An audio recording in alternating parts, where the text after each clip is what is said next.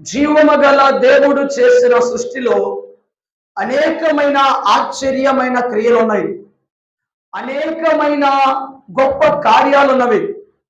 దేవాతి దేవుడు స్వయంభవుడు అని వేద గ్రంథం సెలవిస్తుంది. యహ స్వయంభవతి ఆయన స్వయంభవుడు అని వేద గ్రంథం సెలవిస్తుంది. దేవుడు స్వయంభవుడు అంటే దేవుడి నుండి గాని ఎవరి నుండి గాని ఎవరి చేత గాని సృష్టించబడిన వాడు కాదు, తనకు తానుగానే ఏర్పడిన వాడు స్వయంభవుడు. అంటే ఆయన్నే దేవుడు అంటాం, ఆయనే సృష్టికర్త అంటాం. ఈ సృష్టిని కలుగజేసిన వ్యక్తినే సృష్టికర్త అంటాం. ప్రియమైన దేవుని బిడ్డ, గాడ్ అంటే దేవుడు, అల్లా అంటే అర్థం ఏంటి? దేవుడు అని అర్థం. వినా యేసుక్రీస్తు అంటే రక్షించడానికి అభిషేకించబడిన వాడు అర్థం. ఇక్కడ యెహోవా అనగా, యేసు ప్రభు అనగా, లేదా అల్లా అనగా ఈ నామాలు దైవానికి ఉపయోగించబడ్డాయి. అల్లా అన్న పదం అంటే అర్థం ఏంటంటే దేవుడు అని అర్థం. ఆ దేవుడు ఎవరయ్యా అంటే యెహోవా అని అర్థం. ఆ యెహోవా దేవుడు ఎవరయ్యా అంటే యేసుక్రీస్తు ప్రభుగా భూమి మీదకి మానవుల కోసం వచ్చిన ఏకైక దేవుడు. ఆయనే నిజమైన దేవుడును నిత్య జీవుడై ఉన్నాడని దేవునికి వాక్యం సెలవిస్తుంది. ఆ సృష్టికర్త చేతిలో మహత్తరమైన శక్తి ఉన్నది. ఆయన ఆదిలో జలము మీద సంచరిస్తూ ఉన్నాడు. ఆదిలో జలము మీద సంచరించేవాడు, చలిస్తూ ఉన్నవాడు. ఆయన ఉన్నవాడు, అనువాడు అయిన దేవుడు. ఆయన ఉన్నవాడే కానీ ఉంచబడిన వాడు కాదు అని వేద గ్రంథం సెలవిస్తుంది. బైబిల్ గ్రంథము, పరిశుద్ధ వేద గ్రంథం సెలవిస్తుంది. ఆయన ఉంచబడిన వాడు కాదు, ఉన్నవాడు అని వేద గ్రంథం సెలవిస్తుంది. ఆ గొప్ప దేవుడు, ఆ సర్వోన్నతమైన దేవుడు మొట్టమొదటిగా దేవదూతలను సృష్టించినాడండి. దేవదూతలను సృష్టించాడు తన సేవకులుగా ఉండడానికి. ఎందుకు దేవుడు దేవదూతలను సృష్టించాడంటే, ఎగ్జాంపుల్ గా మనం అర్థం చేసుకొని చెప్తాం. మానవుడు కార్లు ఎందుకు తయారు చేసుకున్నాడు? ఒక ప్రదేశం నుంచి మరొక ప్రదేశానికి సులువుగా ప్రయాణం చేయడానికి. బైక్లు ఎందుకు తయారు చేసుకున్నాడు? ప్రయాణం చేయడానికి.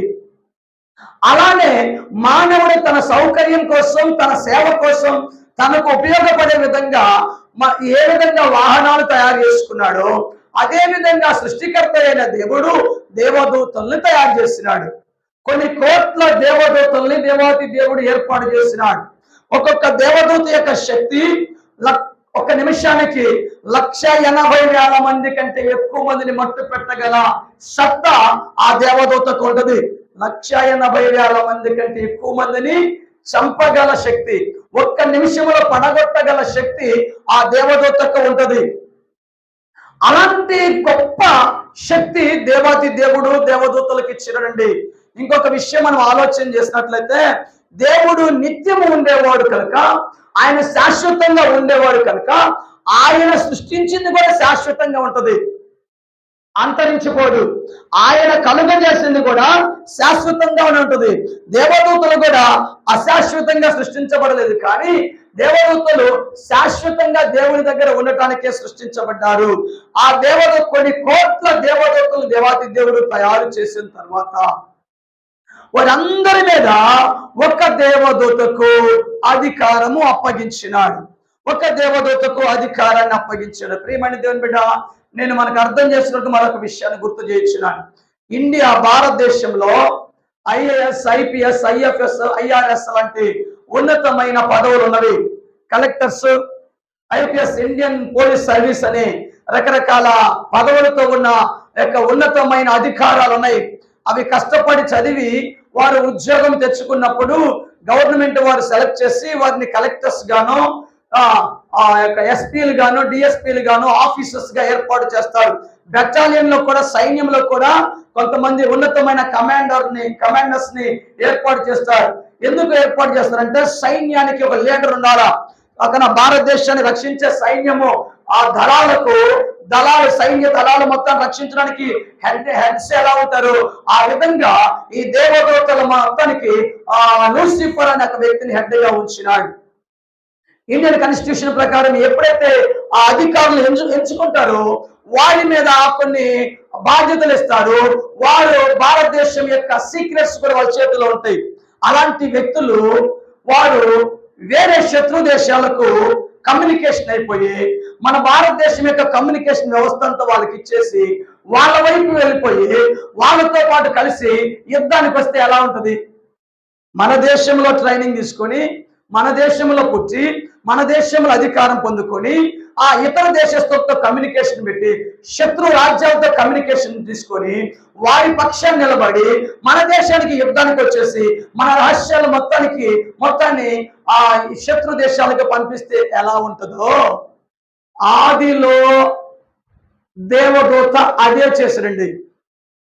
దేవుడు సర్వలోకం మీద అధికారి అయిన దేవుడు సర్వలోకములో ఆ పరలోక రాజ్యములో ఉన్న దేవదూతల మొత్తానికి ఒక అధికారినిగా ఈ లూసిఫర్ అనే ఒక పెద్ద దేవదూతను ఏర్పాటు చేసినాడు. దయచేసి కళ్ళు మూసుకొని వినమాకండి, కళ్ళు తెరిసే వినండి. ఎందుకంటే సాతాను విన్నాడు. అతని పేరు లూసిఫర్. అతని శక్తి అమోఘమైనది. అతడు ఏ విధమైన ఉన్నతమైన వాడు అంటే ఆ లూసిఫర్ యొక్క బలం ఎంతో బైబిల్ గ్రంథం సెలవిస్తుంది. నేను ఒక్కొక్కటిగా చెప్పడానికి ప్రయత్నం చేస్తా ఉంటాను. మీరు చాలా జాగ్రత్తగా వినవలసిందిగా కోరుచున్నా. ఈ లూసిఫర్ యొక్క బలం ఏంటంటే అతడు తేజో నక్షత్రము, అతడు వేకువ చుక్క, ఆకాశమందున్నవాడు, జనములను పడగొట్టిన వాడు, భూమిని కంపింపజేసిన వాడు, రాజ్యములను వణికించిన వాడు, లోకమును అడవిగా చేసిన వాడు, లోకములో ఉన్న పట్టణములను పాడు చేసిన వాడు, చెరపట్టబడిన వారిని వారి నివాస స్థానాలకు పోనీయకుండా అడ్డుకునేవాడు. ఈ యొక్క లూసిఫర్ బలవంతుడు, మహాత్మము గలవాడు, సరమండల సర్వజ్ఞానిగా ఉన్న వ్యక్తి, దేవుని కంటే కొంచెం తక్కువ జ్ఞానంతో ఉన్న వ్యక్తి ఈ లూసిఫర్. 12 ఉన్నతమైన లక్షణాలు ఈ లూసిఫర్ కు ఉన్నాయండి. అయితే దేవుడు అన్నాడు, నేను సృష్టికర్త అయినున్నాను, నేను ఈ దేవదూతలు మొత్తం చేశాను, వీళ్ళ మొత్తానికి నీవు బాధ్యత తీసుకొని వీళ్ళ మొత్తాన్ని మీరు నడిపించాలా. పరలోకంలో దేవుని సన్నిధికి చేరినప్పుడు దేవదూతలు పరిశుద్ధుడు పరిశుద్ధుడు పరిశుద్ధులని ఏం చేస్తారు? ప్రతి గానములతో పరలోకంలో ఆరాధన చేస్తారండి.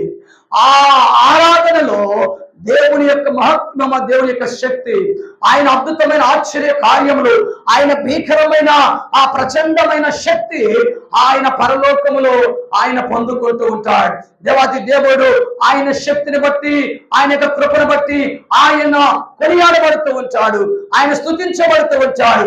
ఆ విధంగా దేవదూతుల చేత దేవుని సన్నిధిలో చేరి అందరు నడిపిస్తూ ప్రతి గానములతో దేవుని స్తుతించేవాడు ఆ లూసిఫర్ అండి. అంత గొప్ప వ్యక్తి ఒకానొక రోజున ఏం చేశాడంటే, దేవుని సింహాసనం ఉన్నది, సాతాను అపవాదికి కూడా కొంత సమయాన్ని కొంత ప్లేస్ ని కేటాయించాడు దేవాతి దేవుడు.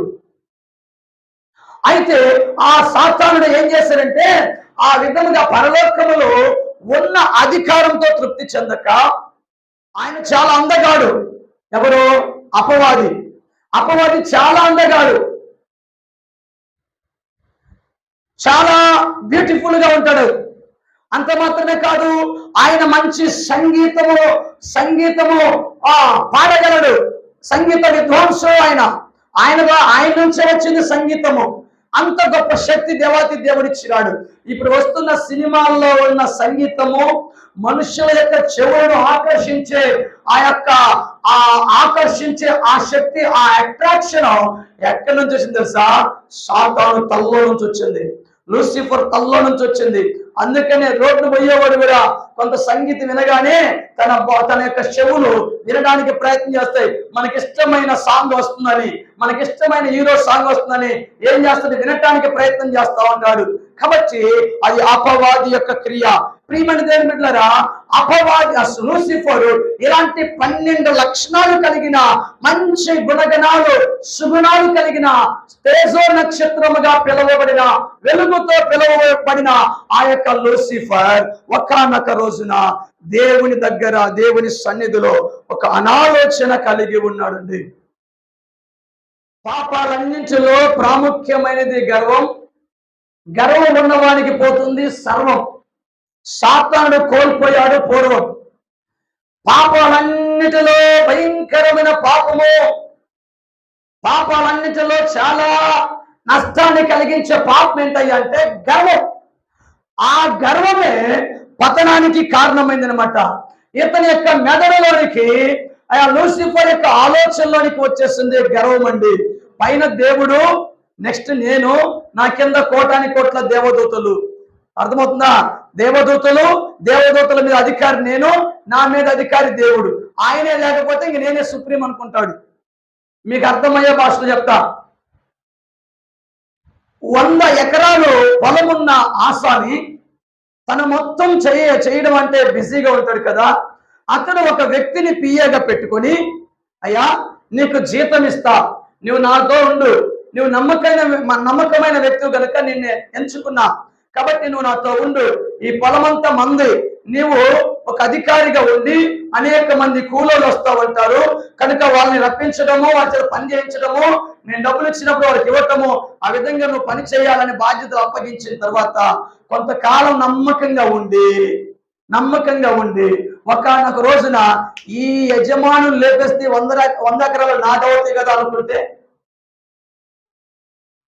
ఈ యజమానులు లేపేస్తే 100 ఎకరాలు నాటవుతాయి కదా, ఇంకెందుకు అతను ఉంచడము, అతనికి ఒక్కడే కొడుకున్నాడు, ఆ కొడుకును కూడా లేపేస్తే ఇక మొత్తం ఆస్తంతా నా రైతు కదా అన్న దురాలోచన వచ్చిందనుకోండి, ఆ విషయం 100 ఎకరాల ఆసామికి తెలిసిననుకోండి, రాయ్య టిఫిన్ పెడతారయ్యా అంటాడా? ఇటు కూర్చోయా, శరీరం మీద కూర్చోయా అంటాడా? ఖడ్గం ఎక్కువ పెడతాడు, తన ఆయుధాలకు పదును పెడతాడు. అవును కదా? తన సైన్యాన్ని పిలిపించి ఆయన శత్రు సంహారానికి సిద్ధమవుతాడండి. ఈ లూసిఫర్ కూడా అనాలోచనగా ఆలోచన చేస్తాడండి. దేవుడి యొక్క సింహాసనం మీద కూర్చున్నాం అనుకున్నాడు. ఏమనుకున్నాడు తెలుసా? ఆయన సాతాను యొక్క బలాన్ని, లూసిఫర్ యొక్క బలాన్ని చూశాడు. ఎప్పటి వరకు సాతాను యొక్క దురాశలు ఎలా ఉంటే నేను గుర్తు చేయించున్నాను. ఆకాశములకు ఎక్కిపోయేదను, దేవుని నక్షత్రములకు పైగా ఉండాలనుకున్నాడు. ఆకాశానికి పైగా ఎక్కిపోదాం అనుకున్నాడట, దేవుని నక్షత్రాలకు పైగా ఉండాలనుకున్నాడట, తన సింహాసాన్ని హెచ్చించుకోవాలనుకున్నాడు, ఉత్తరాన సభా పర్వతం పైన కూర్చుండాలనుకున్నాడు, మేఘ మండలం మీదకి ఎక్కాలనుకున్నాడు, మహోన్నతునితో తాను సమానునిగా చేసుకోవాలనుకున్నాడు. తన మనస్సులో అహంకారంతో గర్వించాడండి. ఏమనుకున్నాడు తెలుసా? అర్థమవుతుందా? ఆకాశంలోకి ఎక్కేద్దాం అనుకున్నాడట, దేవుడి నక్షత్రాలకు పైగా ఉండాలనుకున్నాడట, సింహాసనాన్ని హెచ్చించుకోవాలనుకున్నాడట, ఉత్తర దిక్కున దేవుడి యొక్క సభాపర్వతం మీద కూర్చోవాలనుకున్నాడట, మేఘ మండలం మీద ఎక్కాలనుకున్నాడట, మహోన్నతుడైన దేవుడితో తాను సమానంగా చేసుకోవాలనుకున్నాడట.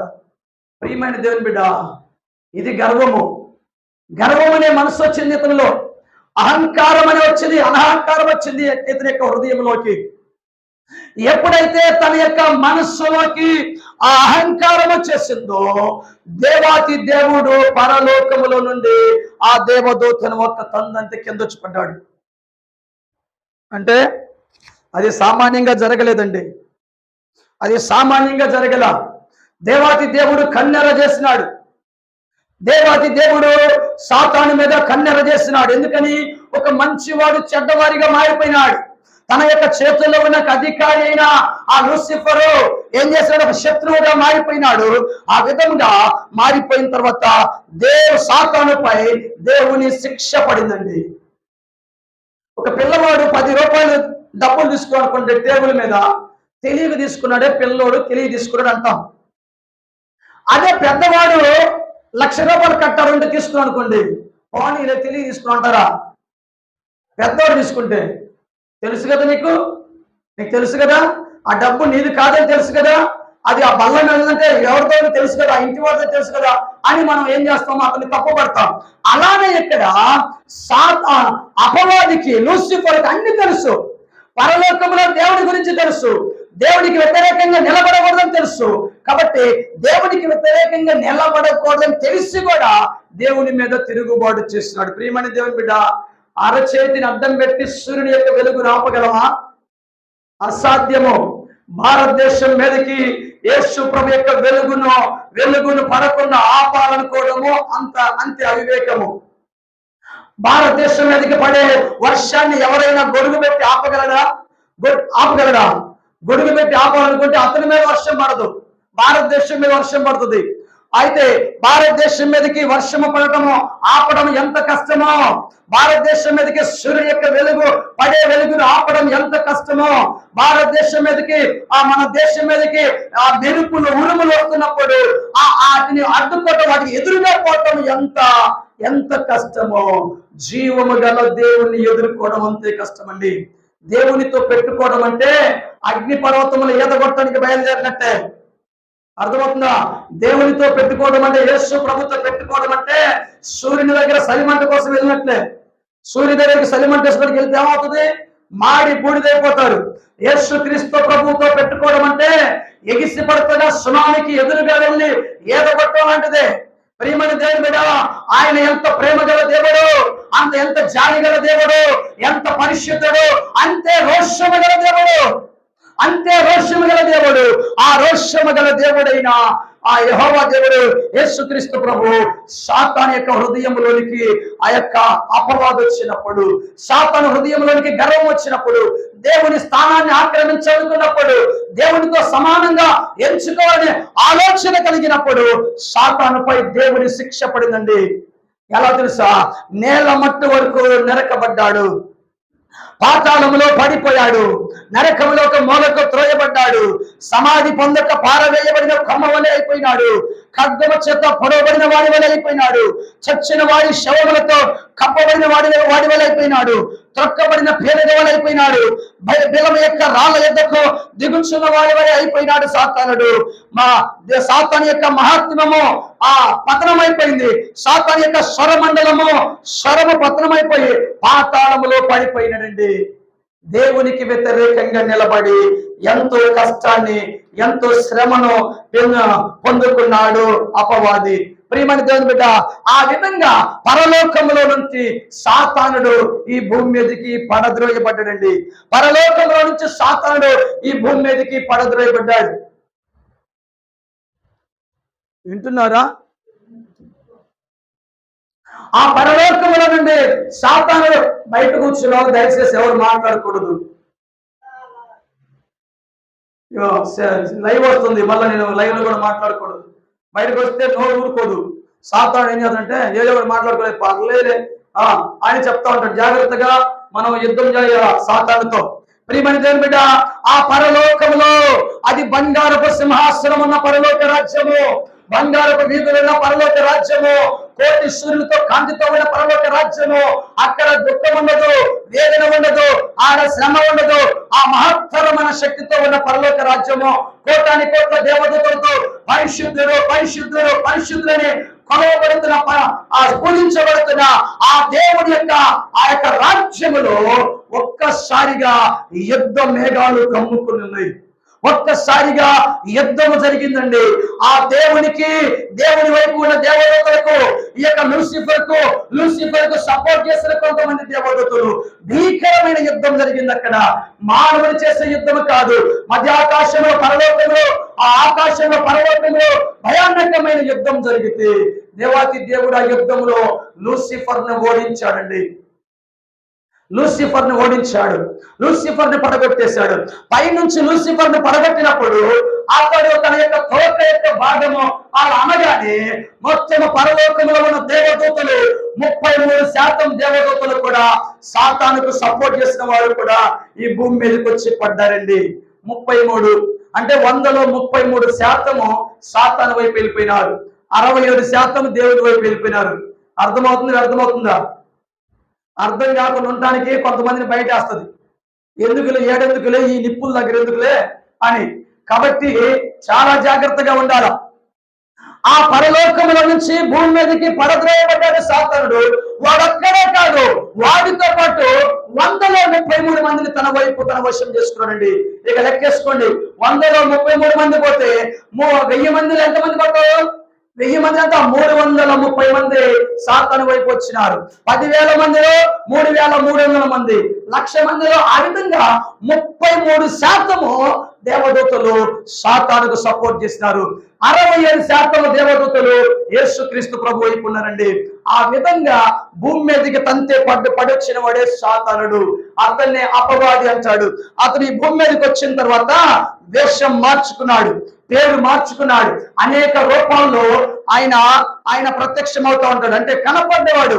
అతను కనపడకుండానే దేవుని బిడ్డల మీద యుద్ధం చేయడానికి ప్రయత్నం చేస్తూ ఉంటాడు.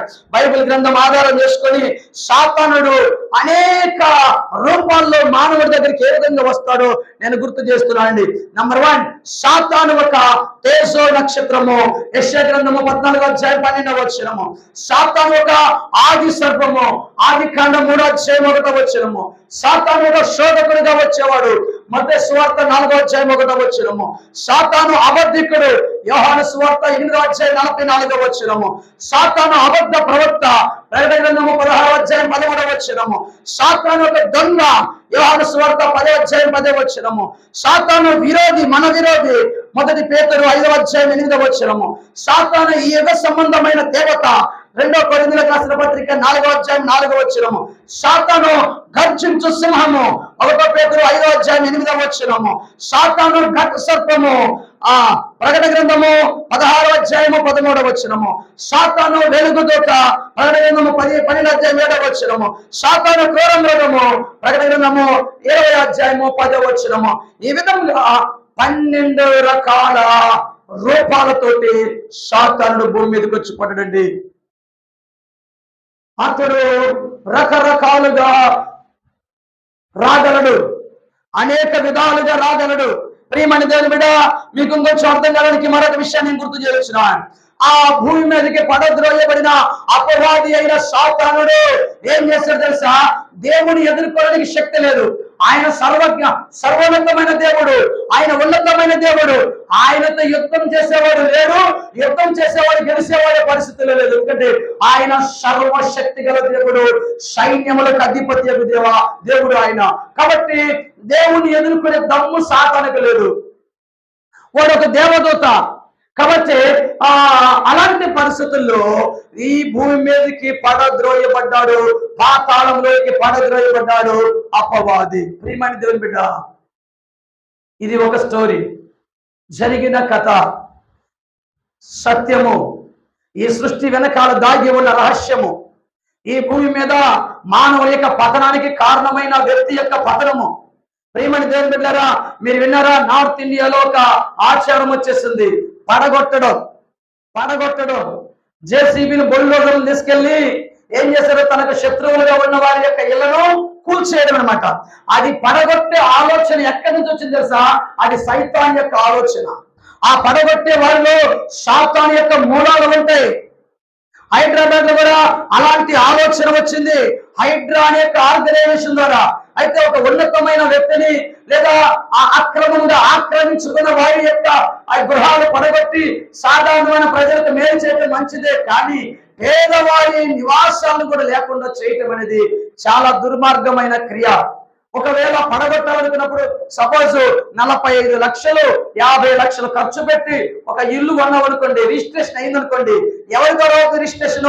ప్రభుత్వం ద్వారానే అయ్యేది. అలా రిజిస్ట్రేషన్ అయ్యి ఓపెనింగ్ చేసుకున్న వారి ఇల్లు కూడా హైడ్రా ఆర్గనైజేషన్ ద్వారా ఏం చేస్తారు? నేల మట్టుకు పడేస్తున్నారు, లబోదీపమని ఏడుస్తున్నారు. బలవంతుని పడగొట్టినప్పుడు వాడు లేచి నిలబడగలడు. అదే సాధారణమైన వ్యక్తిని పడగొడితే ఇంకేం చేయాలా? ఎక్కడుండాలా? ప్రియమైన దేవుని బిడ్డ, అలా పడగొట్టే అనాలోచన సాతాను యొక్క తలలో నుంచి వచ్చిందండి. కాబట్టి పడిపోయిన వాడే పడగొట్టే విధానాన్ని మనుషులకు నేర్పుతాడు. ప్రియమైన దేవుని బిడ్డ, ఆ పడగొట్టాలని ఆలోచన,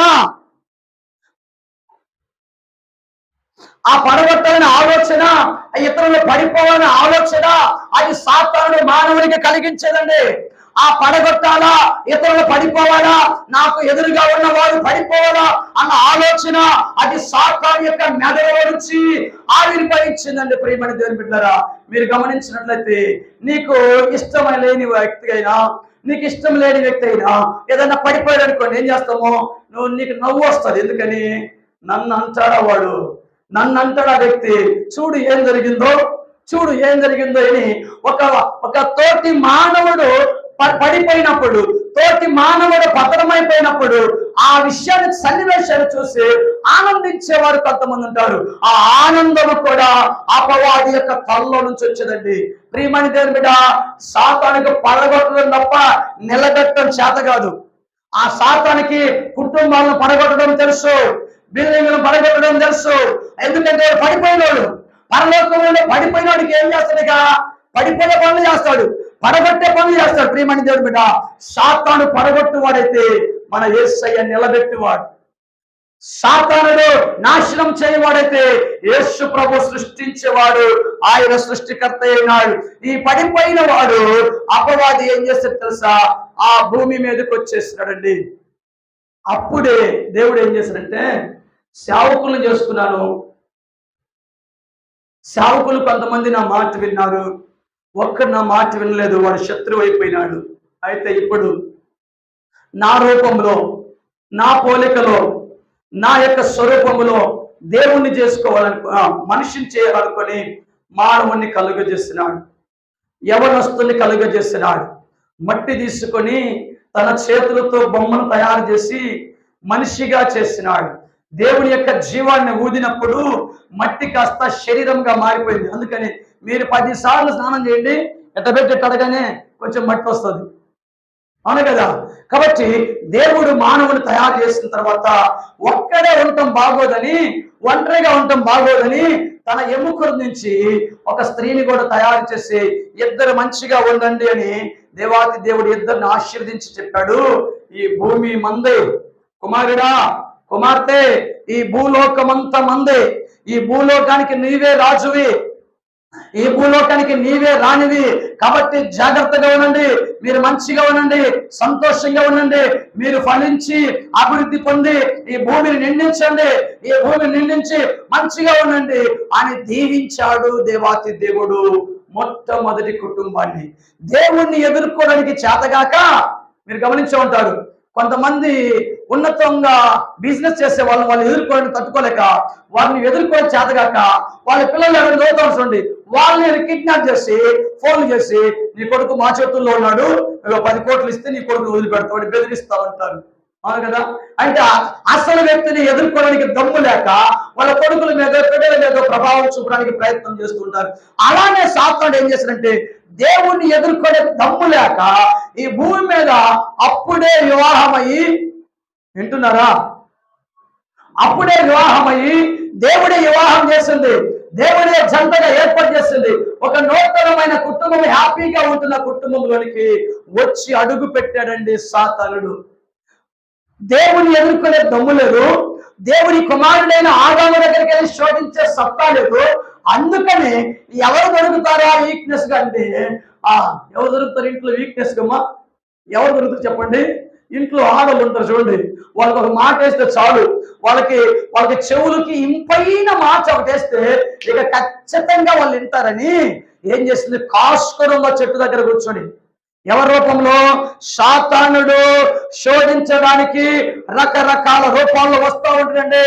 హవ్వ దగ్గరికి సర్పం రూపంలో వచ్చాడు, ఏవు దగ్గరికి భార్య రూపంలో వచ్చాడు, యేసయ్య దగ్గరికి పేతురు రూపంలో వచ్చినాడు, ఇశ్రాయేలు దగ్గరికి దావీదు రూపంలో వచ్చినాడు. యేసయ్య ఆకలి కొన్నప్పుడు డైరెక్ట్ గా వచ్చాడు సాతానుడు. అర్థమవుతుందా? వ్యర్థమవుతుందా? మన శత్రువు గురించి తెలుసుకోకపోతే విజయం దక్కదు. శత్రువు గురించి తెలుసుకోవాలా?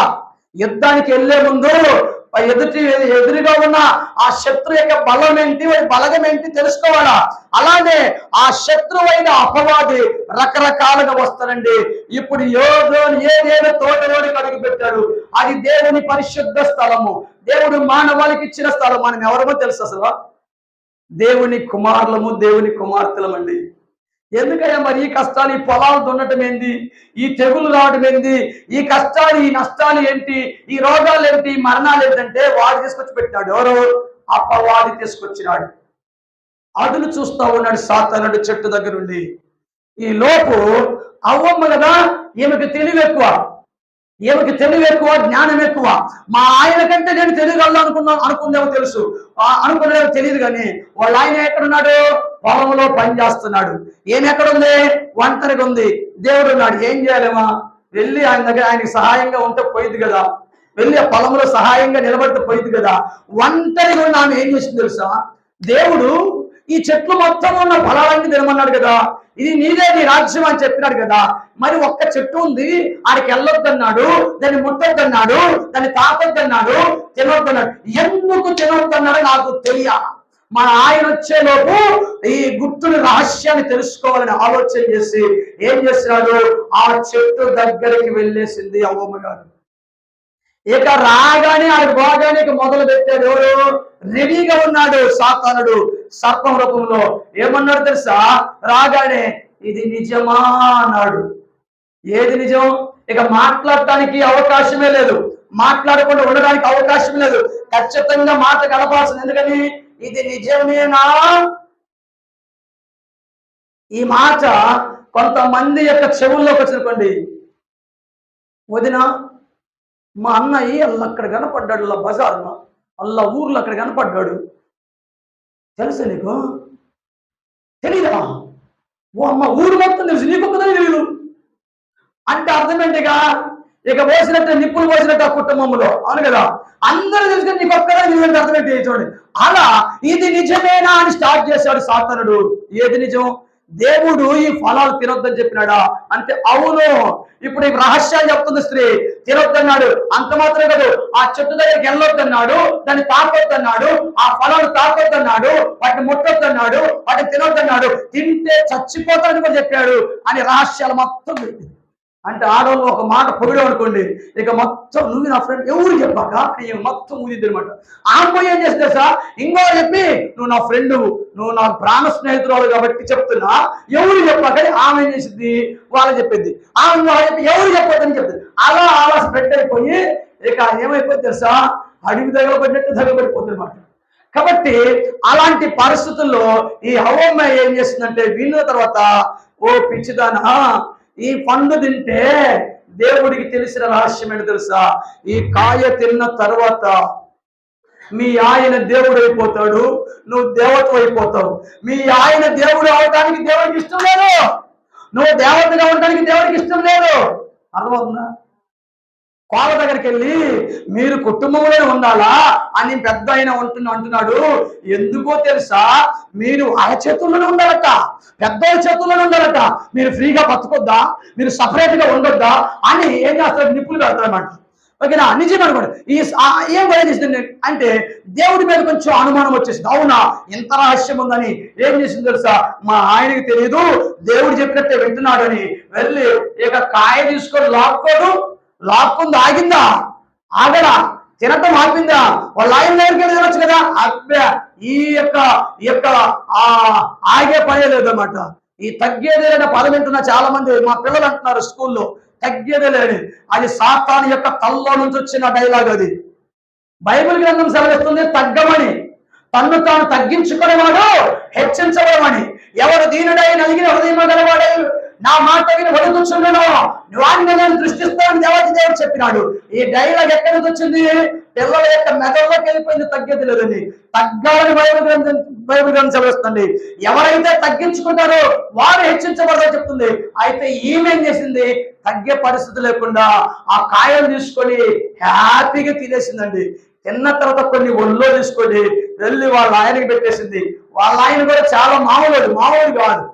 ఓకేనా? ఆదో మామూలు అనుకున్నా. ఎక్కడి నుంచి తెచ్చావో అడగల, ఏంటమ్మా అని అడగల, అవును కదా, తినొచ్చా లేదా అడగల, కనీసం తినే ముందు ప్రార్థన చేశాడా? అది లేదు. వాళ్ళ భార్య ఇచ్చింది, వాళ్ళ భార్య అంటే ప్రేమ, తినేశాడు. ఓకేనా? అయిపోయింది. గొంతు దగ్గరికి వెళ్ళేసరికి అయ్యా తినకూడదు, అయ్యా ఇంకేముంది, అయిపోయా. అందుకనే మాకు పురుషులకి ఇక్కడ లావుగా ఉంటుంది. దీనికి శాస్త్రవేత్తలు యాడమ్ శాపిల్ అని పేరు పెట్టారు.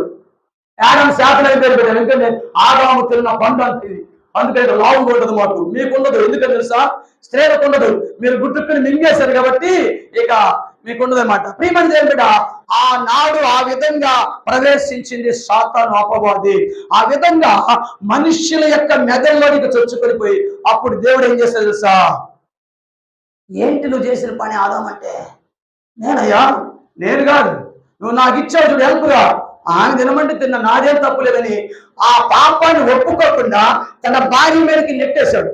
దేవుడు ఆదాము యొక్క భార్య దగ్గరికి వెళ్ళి, నువ్వు ఎందుకమ్మా ఇట్లా చేసావంటే, ఆమె ఒప్పుకుందా? లేదు లేదు, ఆమె ఒప్పుకోకుండా, నువ్వు నేను మోసపోయినయా, అదిగో పాపం చూడు, సర్పము, వాడు చెప్తే నేను తిన్నాని సర్పం మీద నెట్టేసింది. పాపాన్ని ఒప్పుకోకుండా పక్క ద్రోవ పట్టించేసి నెట్టేసింది అనమాట. అప్పుడు దేవుడు సర్పముతోటి ఇక మాటలు లేవు. నీవు వ్యతిరేకంగా సాతానుకు స్వాధీనములో ఉండి ఈ విధంగా చేసావు కనుక నీవు శపించబడిన దానివని సర్పాన్ని శపించినాడండి. నువ్వు మట్టి తింటావని సాతాన్ని శపించినాడు దేవాతి దేవుడు. ప్రియమని దేవుని బిడ్డ, ఇంకేమన్నా తెలుసా? నీవు మానవునికి వ్యతిరేకంగా మానవుని తప్పుద్రోవ పట్టించావు కనుక ఆ మానవుని యొక్క బిడ్డలు నిన్ను తల్ల మీద చిత్తక త్రొక్కుతారు. నీ సంతానానికి స్త్రీ సంతానానికి వైరం కలిగజేస్తాను. స్త్రీ యొక్క ప్రసవ వేదనకరంగా మారుస్తాడు దేవాతి దేవుడు శపించాడు. ఆదాముకి చెప్పాడు, చెమట ఓర్చును కష్టపడి మట్టి ద్వారా వచ్చి ఆహారం తినాల్సిందని శాపం వచ్చిందండి. ఆ తర్వాత ఏం జరిగింది తెలుసా?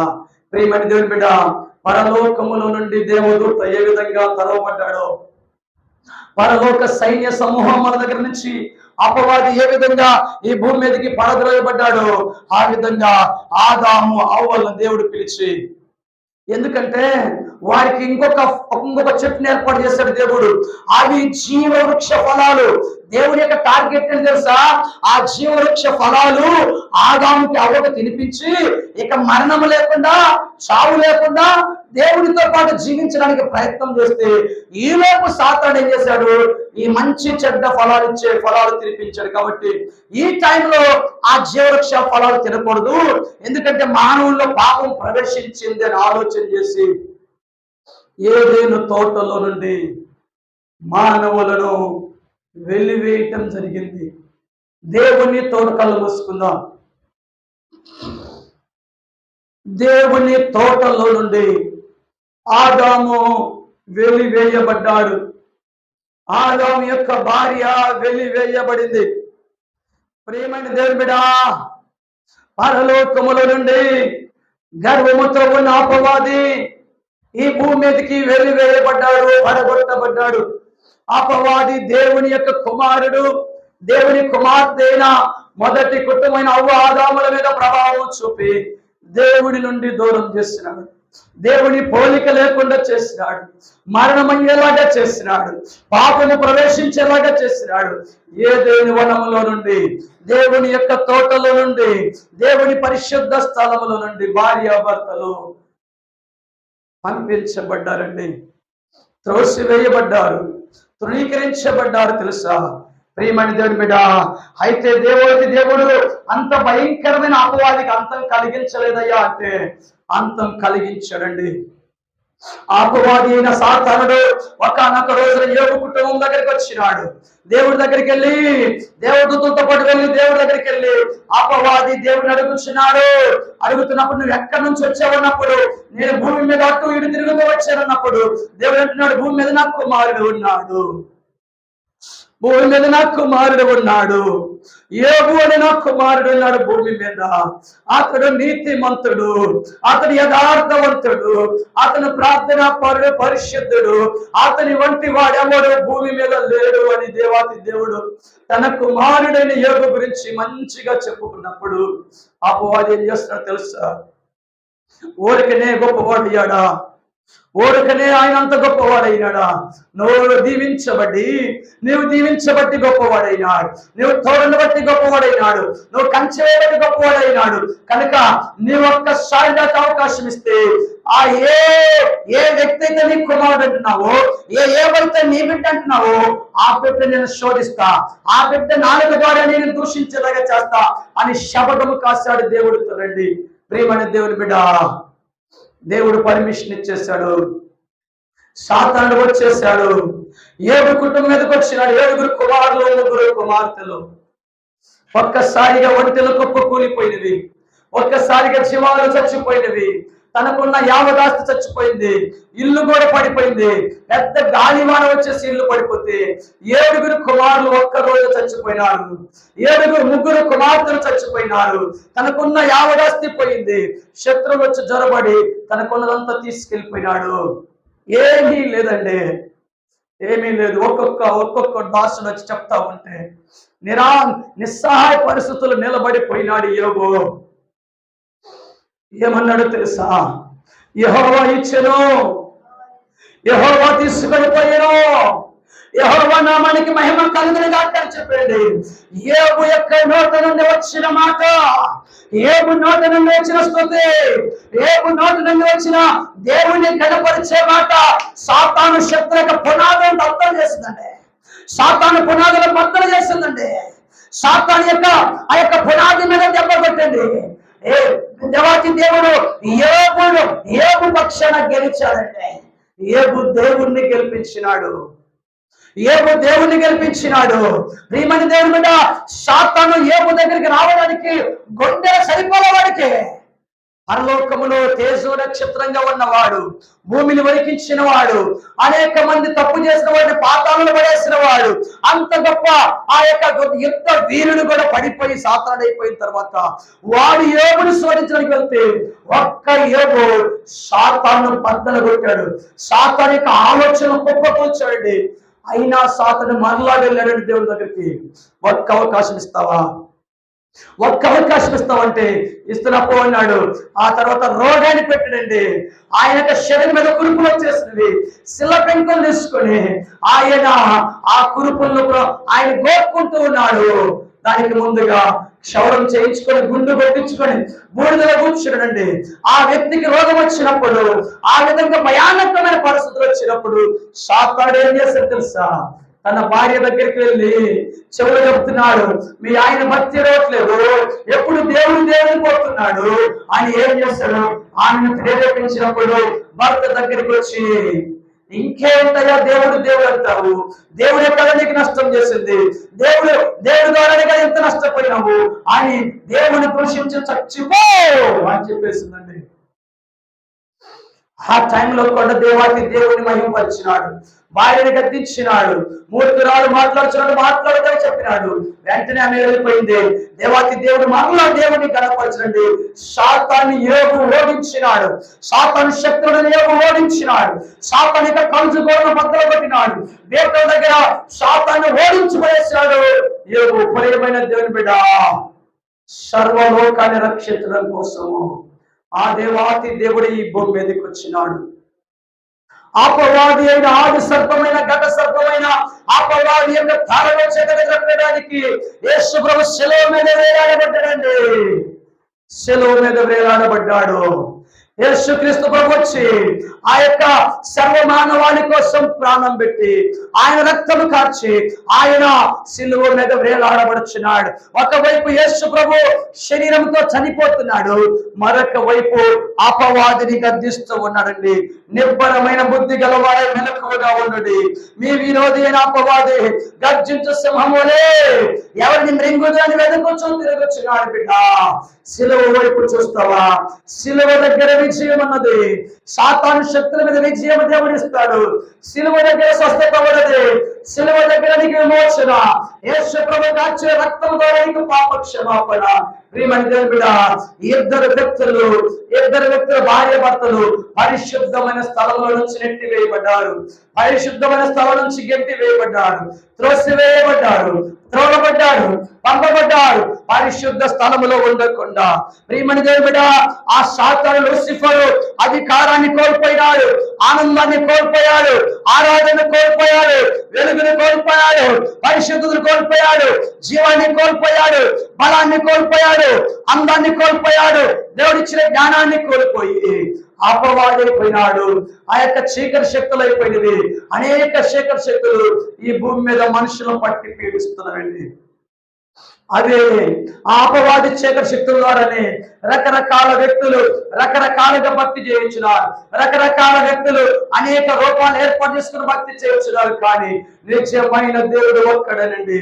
ఆ ఒక్కడైన దేవుడు నీ కోసం వచ్చి నీ కోసం తన ప్రాణాన్ని ప్రాణంగా పెట్టినాడు. ప్రియమైన దేవుని బిడ్డ, ఎప్పుడైతే లూసిఫర్ యొక్క హృదయంలోనికి గర్వం వచ్చిందో, లూసిఫర్ యొక్క హృదయంలోకి అహంకారం వచ్చిందో, పరలోకంలో నిలబడలేకపోయినాడు, పరిశుద్ధమైన ప్రదేశంలో నిలబడలేకపోయినాడు.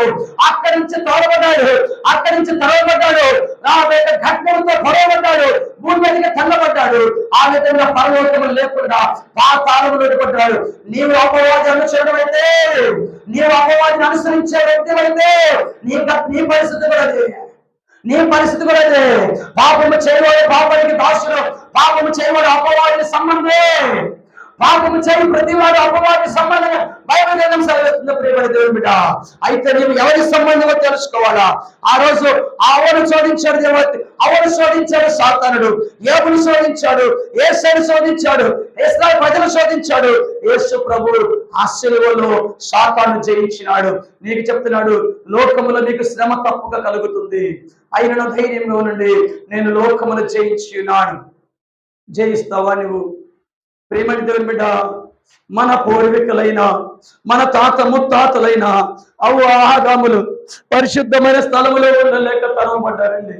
ఆ పరిశుద్ధ స్థలముల నుంచి త్రోసి వేయబడ్డారు, ఆ పరిశుద్ధ స్థలముల నుంచి నెట్టి వేయబడ్డారు.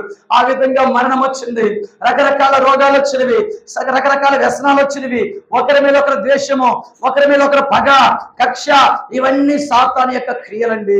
ప్రియమైన దేవుని బిడ్డ, ఆ పరలోకములో దేవదూత పడిపోయినాడు.